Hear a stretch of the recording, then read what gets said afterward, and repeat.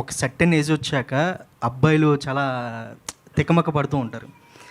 మీరు అలాంటి పాత్ర చేశారు.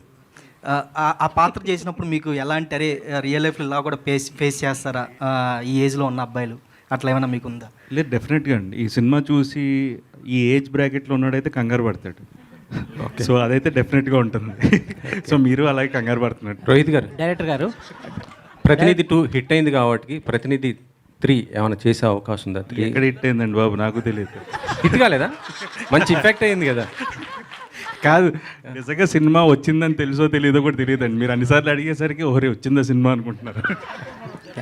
అయ్యో, డైరెక్టర్ గారు, అవ్వలేదు అని కూడా చెప్పుకోవడం హీరోగా అయితే గ్రేట్ అనిపిస్తుంది. కాదండి, నేను Seriously, మీరు చెప్పింది నిజమే. కాదండి, నేను చెప్పకపోయినా అదే రాస్తారు కదండి. ఆడలేదు, ఇప్పుడు లాస్ట్ సినిమా ఆడలేదనే రాస్తారు.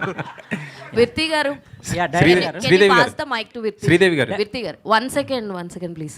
So hi, myself Hema Malini here. So welcome to Tollywood industry and me screen presence చాలా బాగుంది. And how is working with hero garu and script మీ దగ్గరికి ఎలా వచ్చింది?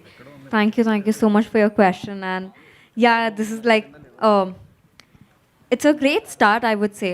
The story, I mean, I shot it and I felt like, oh my God, this is so amazing.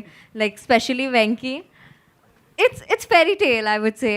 And it's an honor to be working with such great actors. Like, I have seen them on screen, okay, like, especially.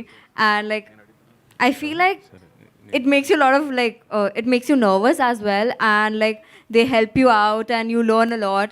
And I think they are all so down to earth. Like, you might see them as like big stars, but trust me, they are so kind, so humble. And yeah, it was a great What you like experience. most working with Rohit garu? Oh, he's so calm, he's so cool. He's just like sitting by himself, not talking to anyone. It's okay. But when he's with, what do you say, his gang, he's like laughing and joking around. Yeah. Hi sir. Hi అండి. చాలా ప్లెజెంట్గా ఉంది teaser. Thanks. Congrats sir. నా question ఏంటంటే, అంటే మీరు 5 years నుంచి director గారితో ట్రావెల్ చేస్తున్నా అన్నారు. సో మీ పర్సనల్ ఎక్స్పీరియన్స్లో ఏమైనా ఇందులో ఇంక్లూడ్ చేశారా సీన్స్? మీ ఇన్పుట్స్ ఎంతవరకు ఉన్నాయి ఈ కథ డెవలప్ అయ్యేటప్పుడు? పర్సనల్ ఎక్స్పీరియన్స్ లేవు కానీ బట్ సెన్సిబిలిటీస్ అలైన్ అయ్యాయి. బేసిక్గా కొన్ని క్యారెక్టరిస్టిక్ ట్రైట్స్ ఉంటాయి కదా, సో అవి ఆడు కొన్ని రాసుకున్నాడు దాంతో. So I was okay. అంటే ఐ డోంట్, నేను బాణం అనే సినిమా నేను 24 అప్పుడు నేను చేశాను. It is above my age actually. But when ఈ set this I was okay. ఇలా హెయిర్కి రంగు వేసుకోవాలి, ఓపెనింగ్ షాట్ అదే అండి మీద అన్నాడు. ఓకే ఫైన్, మామూలుగా కూడా వేసుకుంటున్నాం కదా, పర్లేదు అనుకున్నాను. అంటే కొంతమంది హీరోలు అనేటప్పటికి ఆ ఏజ్ని బయట పెట్టరు కదా, దాచుకుంటారు కదా, మీరు ఓపెన్గా. కాదండి, వికీపీడియా ఓపెన్ చేస్తే తెలిసిపోతుంది కదా. వెంకటేష్ గారు, అందులో తక్కువ వేస్తారంట కొంచెం వికీపీడియా. నాకు ఎక్కువ వేస్తారండి ఎవడో.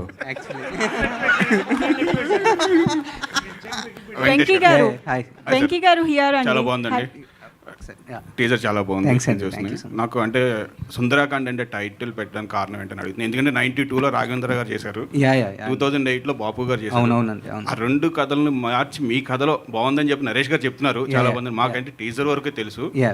టైటిల్ ఎందుకు సుందరాకాండ్ పెట్టవలసి వచ్చింది? ఇందులో మీరు ఎసెన్స్ ఏం యాడ్ చేశారు అంటే చెప్పగలంటే చెప్పండి. నరేష్ గారు చెప్పిన దానికంటే ఎక్కువ చెప్పండి.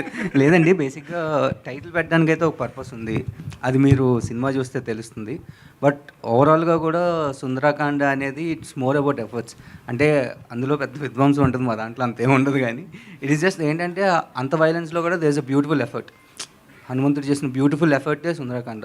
సో ఎలా మా సిద్ధార్థ్ చేసిన ఒక బ్యూటిఫుల్ ఎఫర్టే సుందరాకాండ. సో ఇద్దరు లెజెండ్స్ చేశారు, రాఘవేంద్ర గారు, వాళ్ళ పక్కన వెంకీ కూడా జాయిన్ అవుతాడా? హోప్ ఖచ్చితంగా. నేను మళ్ళీ ఒకసారి చెప్తున్నాను, ఘంటాపదంగా చెప్తున్నాను. ఒక్కొక్క సుందరాకాండకి ఒక విలువ ఉంది. ఈ సుందరాకాండ ఈ డిఫరెంట్ థాట్ని అంత అందంగా చెప్పడమే సుందరాకాండ అండి. You will accept it after you see the film. అంతకంటే సంతోష్ గారు సార్ ఇవ్వండి. సంతోష్ గారు సార్, రోహిత్ గారితో సినిమా తీయడం కోసం సబ్జెక్ట్ వెతికితే ఇది దొరికిందా, లేకపోతే సబ్జెక్ట్ దొరికాక దీనికి రోహిత్ గారు సూట్ అవుతారు అనుకున్నారా? ఎందుకంటే మీకు రోహిత్ గారితో బంధుత్వం ఉంది కాబట్టి. రెండు కాదండి, బేసికల్గా I mean as you know that నేను అన్నయ్య కజిన్. సో వెంకీ కూడా లైక్ నాకు 5 years నుంచి తెలుసు. సో స్టోరీ డిస్కషన్స్లో చాలా ఉన్నాయి స్టోరీస్. సో ఇది కూడా వన్ ఆఫ్ ద స్టోరీ అనమాట. సో దీనికి మంచి కమర్షియాలిటీస్ ఉన్నాయి అండ్ ప్రాపర్ సినిమా ఇది. I mean proper love story and మంచి ఎంటర్టైనర్ ఇది. So I think these are right movie అనిపించింది. సో రోహిత్ అన్న కూడా when he decided that he wants to do a comeback with this film, నేను okay I think I should be in this part of the journey అని చెప్పి then it started like that. Yeah, ఒకవేళ రోహిత్ గారు కనుక ఇప్పుడు ready కాను అంటే కనుక ఏం చేసేవారు ఈ సబ్జెక్ట్ని? కాదండి, he's part of cinema. He has a theatre. Okay, పుట్టపర్తిలో he's a part of cinema. చిన్నప్పటి నుంచి సినిమాలోనే పెరిగాడు. సో అండ్ ఈ కథ అప్పటి నుంచి he's been travelling almost 5 years, last 10 years నుంచి. బట్ ఏంటంటే he wanted to do this film. Idea నచ్చి అప్పటికే ఏంటంటే మేమిద్దరం ఫిక్స్ అయిపోయాం సినిమా చేద్దాం. తను జాయిన్ అయ్యాడు. సో మీ ఇద్దరి దగ్గర ఆయన జాయిన్ అయ్యారు. Very good. రోహిత్ గారు అవర్ యూ అండి, ఎలా ఉన్నారు? నేను బాగానే ఉన్నానండి, మీరు ఎలా ఉన్నారు? బాగున్నాను. It's good to see you after long time. అంటే 6 years ఎందుకని గ్యాప్ తీసుకున్నారు? అంటే మీకు సరైన కథలు రాలేదా, లేకపోతే మీరు చేయకూడదు అనుకున్నారా, బ్రేక్ తీసుకోవాలనుకున్నారా? ఎందుకని చేయలేదు? అంటే ఇప్పుడు ఆమె అడిగినట్టు అది కోఇన్సిడెన్సా? నో, కోఇన్సిడెన్సే అండి. అంటే ఇప్పుడు 2017-18లో నేను చేసిన సినిమాలు నాకు నచ్చలేదండి. ఐ వాజ్ లైక్ కమర్షియల్ సినిమాలు చేస్తే వర్కౌట్ అవుతాయనే మైండ్ సెట్లోకి వెళ్ళిపోయి ఐ స్టార్టెడ్ డూయింగ్ చాలా డిఫరెంట్ నాకు నచ్చనివి వాడతా ఏమో అని చెప్పి చేయడం మొదలెట్టాను. బట్ ఏంటంటే ఆఫ్టర్ దట్ ఐ రియలైజ్ ఏంటంటే తెలియకుండా ఒక లూప్లో పడిపోయాను. సో బ్రేక్ ఇద్దాం అనేది initial idea. But Covid and then ఇంట్లో చిన్న ఫ్యామిలీ ఇష్యూస్, సో వాటి వల్ల ఇంకొంచెం డిలే అయింది అంతే అండి. ఓకే, శ్రీదేవి గారు, ఇప్పుడు థియేటర్స్కి కూడా జనాలు రావట్లేదని అంటున్నారు కదండి. అంటే ఎట్లా తీసుకుంటారు? కొంచెం చిన్న సినిమాలకి రావట్లేదు, ఓన్లీ పెద్ద సినిమాలకే ఓపెనింగ్స్ ఉంటున్నాయి, ఆ తర్వాత మళ్ళీ ఏ సినిమా వచ్చినా కూడా జనాలు రావట్లేదు అని అంటున్నారు కదా ఇప్పుడు. అలా అనేది ఏం లేదండి. ఇప్పుడు బెస్ట్ ఎగ్జాంపుల్స్ 3-2 హిందీలో. You name the biggest Bollywood stars, వాళ్ళకంటే ఏంటంటే 3-2 బిగ్గెస్ట్ బిజినెస్. అంటే కంటెంట్ మీద నమ్మకం. సో సినిమా బాగుందంటే ఖచ్చితంగా థియేటర్లకు వస్తారు. సో తెలుగులో మీరు సామాజిక వర్గం నా సినిమా తీసుకోండి, అలా ఎన్నో సినిమాలు, బేబీ, ఎవ్రీథింగ్. సినిమా బాగుంటే ఖచ్చితంగా జనాలు థియేటర్కి వస్తారండి. సినిమాకి పెద్ద చిన్న తేడా తెలియదండి, బాగుందా బాగాలేదా అంతే. అంటే ఓటీటీ ఇంపాక్ట్ ఉందంటారా? ఓటీటీలో సినిమా వస్తుందండి 3 వారాల తర్వాత. అలా అని చెప్పి ఈరోజు చూడకుండా ఉండలేం కదా. వ్యక్తి గారు, నేను ఇందాక అదే చెప్పానండి, మంచి సినిమా తీయడం వేరే, థియేటర్కల్ ఎక్స్పీరియన్స్ ఇవ్వడం వేరే.